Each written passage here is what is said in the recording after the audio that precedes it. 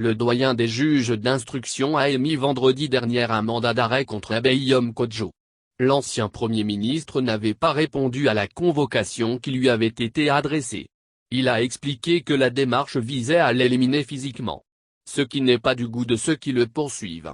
Ses avocats s'insurgent contre l'attitude du juge instructeur qui annonce un simulacre de procès. Le mandat d'arrêt a été délivré par le juge Owiya Jolly, le même qui a défini des conditions du contrôle judiciaire d'Abeyom Kodjo et des autres leaders de la dynamique Monseigneur Kpodzro le 25 avril dernier. Selon les avocats d'Abeyom Kodjo, le juge a établi un procès-verbal pour défaut de comparution et délivré par la même occasion un mandat d'arrêt contre le candidat de la dynamique Monseigneur Kpodzro à l'élection présidentielle du 22 février dernier. Le juge estime qu'M. Kodjo a violé les termes de son contrôle judiciaire et ordonne ainsi son arrestation.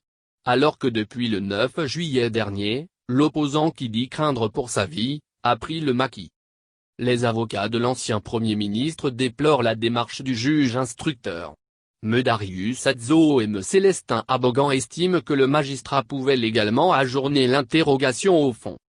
Nous dénonçons, d'ores et déjà, un scénario malsain, une fois encore, en déphasage avec les standards internationaux du procès équitable afin de clôturer l'instruction dans les meilleurs délais pour renvoyer M. Kodjo mais sans Gabriel Abeyome et ses compagnons, devant la juridiction de jugement compétente, ont-ils exprimé.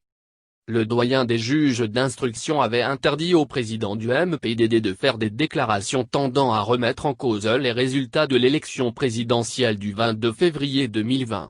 Il lui avait également interdit de tenir des propos, déclarations ou attitudes tendant à remettre en cause et à saper l'ordre constitutionnel et institutionnel existant. L'ancien Premier ministre a multiplié des sorties ces derniers temps précisant que nul ne peut lui enlever la conviction qu'il est le vrai vainqueur de l'élection présidentielle. L'opposant continue de contester les résultats 2 mois après la prestation de serment de Forgna Simbé.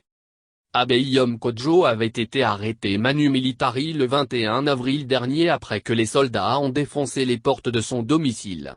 Il sera libéré le 25 avril, tard dans la nuit.